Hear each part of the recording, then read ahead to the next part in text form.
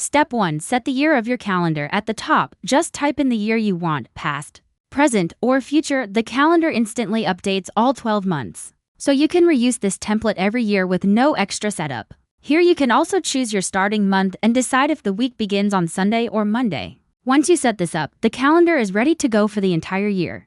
Step 2. Log each visit on the calendar. Just click the day you want and select the right option, used for a completed visit, late if it started late, or declined if the visit didn't happen. Each choice is color-coded so you can quickly see the pattern of visits throughout the month.